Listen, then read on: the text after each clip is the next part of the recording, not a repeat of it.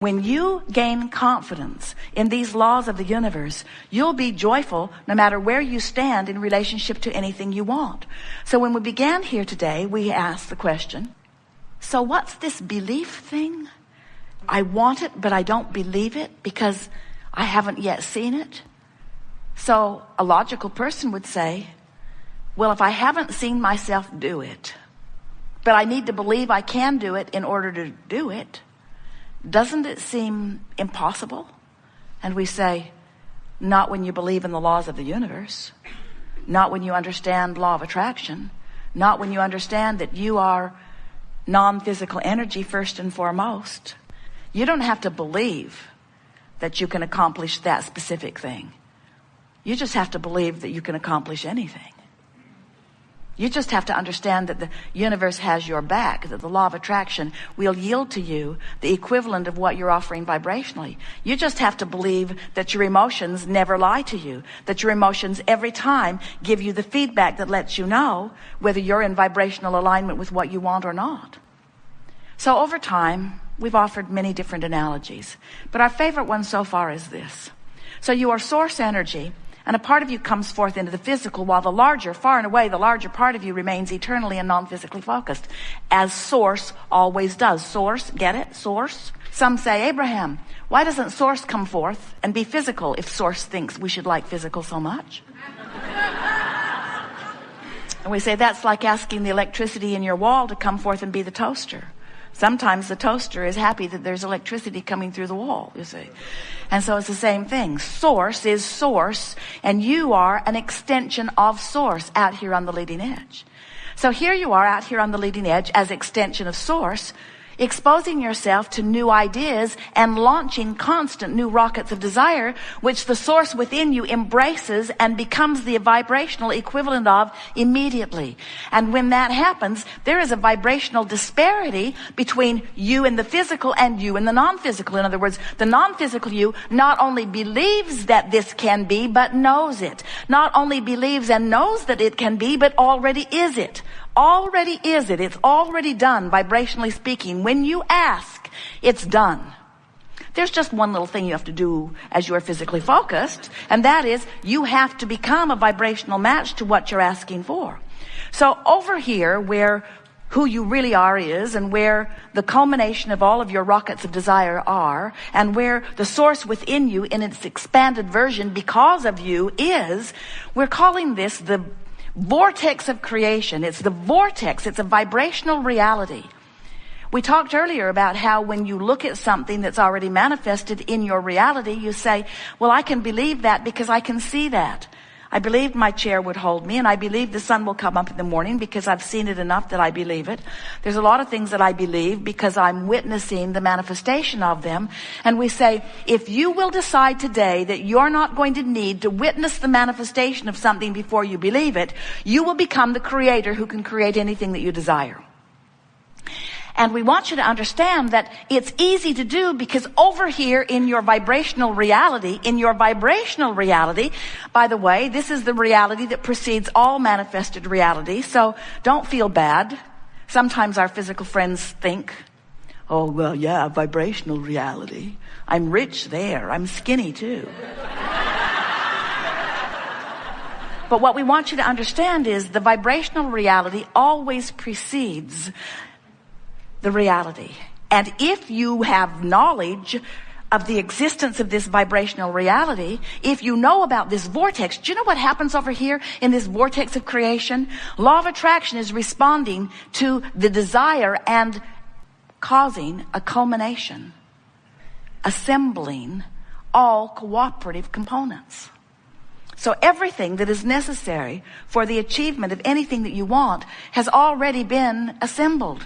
The question that we want to ask you is, are you a cooperative component? Or are you over here keeping alive a belief of doubt that contradicts what you're asking for? And the answer to the question, if you are feeling negative emotion, then you're keeping alive a vibration that contradicts it. Because if you're even hoping, you're over here on the edge and the vortex is taking you in. In other words, this is a powerful vortex of attraction. and it will bring everything that matches it. But if you're over there beating the drum of why you want it, in other words, I want it because it's miserable not having it, I want it because I don't have it and I don't like not having it, as you beat that drum, you keep alive in yourself, active in your vibration, a frequency that prevents you from being brought in. If you could meditate, you'd stop your resistance and in you'd go. If you would appreciate, you'd stop your resistance and in you'd go. Even if you are in the attitude of hopefulness, in you'll go. But if you're mad, if you're ornery, if you're defeated, if you're fearful, if you're disappointed, if you're angry, if you're frustrated or overwhelmed, if you're feeling those emotions, and what are they? Those emotions don't just come out of thin air. Those emotions every single time are indicators of your vibrational relationship with who you have become. If life didn't cause you to become this more over here in the vortex, if your life hadn't caused the larger part of you to be there, you wouldn't feel bad not going. You could continue to focus upon unpleasant things. Problem with that is you were born knowing that you are worthy, and born knowing that you are good, and born knowing that life is supposed to be good for you. And when you first got here, you didn't have anything going on in your vibration that contradicted that. So you were tuned in most of the time, like the beasts of your planet are mostly in the vortex. So today, as we're talking with you about anything that's important to you, we see our greatest advantage to you to coax you into the vortex. One thing you'll notice about us and about your own inner being is that we won't come out of the vortex where you are, ever. In fact, that's why you have negative emotion. If we would come out and complain with you, your complaint would feel blissful because there would be no separation. But since your inner being does not come out and complain with you, Esther can drag Jerry over there. Jerry can drag Esther over there. In other words, you can drag each other over there.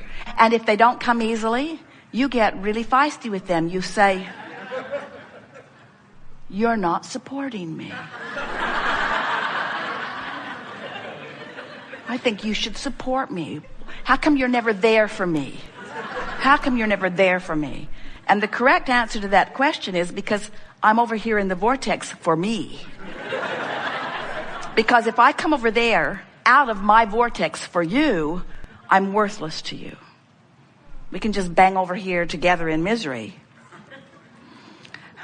which justifies that until death do us part stuff that we, no matter how miserable we are, we'll stay together.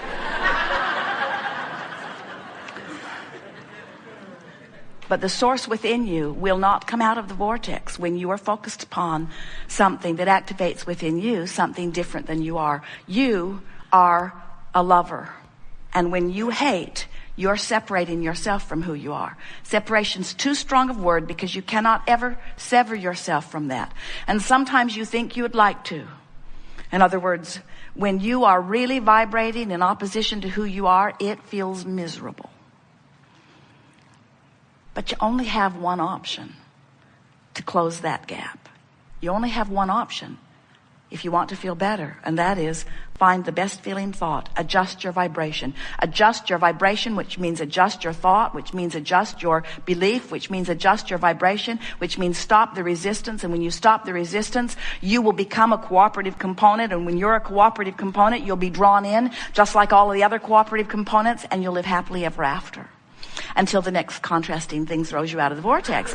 But no problem. Once you get out, it's no problem because you know how to get back in. And you know, also, we want you to remember that there are 3 steps to the creative process. Step 1 says, contrast will cause you to ask. That's normal. That's why you came forth. You said, I will expose myself to contrast so that I can define with greater clarity desires in this leading edge time-space reality. That really is what you said. So step 1 is important to the creative process. Just don't make a career of being in step 1. Let the contrast help you take step 1, and source will take step 2. Your inner being, source, law of attraction will gather together all cooperative components. Step 2 is not your work. When you ask, it is answered, it is given, it is done. But step 3 is your work. And step 3 is you got to get in the vortex. You got to find some way of thinking thoughts that let you come into vibrational proximity of this vortex of creation. And when you do, when you get in that vortex, it will all have been worth it. And then when we say, are you enjoying the contrast of your time and place? You will say, yes, it's just like I knew it would be. It inspires me all day, every day to greater expansion. And now I know about my emotional guidance system. And now I've learned to focus my own mind. I don't stay focused long on things that bother me. But I'm not bothered by being bothered, because every time I feel negative emotion, I say to myself, oh, good, I'm having a step 1 moment. That means source is on the improvement of my life experience. But I am no longer making a career out of the step 1 moment. I'm getting myself into the vortex, into the vortex, into the vortex as quickly as possible. Good. Now you know everything that is important to know about who you are, where you came from, why you're here, what's it all about. Get into the vortex and milk it for all it's worth, and stay there and feel the resonance of it and know who you are. And the more you're in that vortex, the more you become unwilling to hang around outside of it. And the more you're in it, the more you feel the familiarity of it. The more you tune your awareness to what it feels like when you're in and out, until you'll become, as Jerry's describing himself, you just barely brush across the surface of something that isn't up to speed with who you are, and it gives you prickles. Not because you've done something awful, but because it's not who you are. It doesn't resonate with who you are. Life is supposed to feel good to you. You are powerful beings, and you've come forth with great reason. And we really do. We make too much of all of this. Just find things that feel good and focus on them. And when you find things that don't feel good and you're focused upon them, say, hey, I'm focused upon something that doesn't feel good. Why would I focus upon something that doesn't feel good? There must be something that I could focus upon that feels better, and then feel for it and find it, and feel for it and find it, and feel for it and find it, until you come into alignment, till you close that gap, till you tune yourself to the vibration of all that you've become. We've enjoyed this interaction immensely. It is exhilarating to come together with those like you who are reaching for the fulfillment of who you are. It is our desire as we visit like this that we awaken within you your memory of who you really are, and the value and reason and purpose for your focusing here in this contrasting experience. We want you to stand as we do inside your vortex, exhilarated with everything that you lived that put you there. We want you to feel as happy, maybe that's the wrong word. We want you to feel joyous about your despair. How about that? Because from inside the vortex, you can feel joyous about the guidance that let you know where you were, your focusers, you see. And there isn't one of you who will move forward from this point in time who will not know now in much clearer fashion how to focus the power that is you into the productive expansion that is you. We've enjoyed this interaction immensely. It is delicious to come together with those like you who are coming more and more, moment by moment, really, to know who you are. Today, we feel satisfaction for these reasons. We have felt your willingness to focus for inordinate amounts of time, for the sheer purpose of understanding this vortex of creation that we've been talking about. It has been slow going here today. There was not much about it that was really fast moving. But in the process of that, what has been activated within each of you is an understanding, most importantly, of your ability, if you want to, under any circumstances, to become a vibrational match to the vibrational reality that precedes your manifestations. If you can leave here today understanding the relationship between who you really are and who you're being, and if you can leave here today with a new, resourced attitude about wanting more than anything else to tend to the relationship between you and you. In other words, to want to be in this vortex knowing that you now know how to do it if you want to.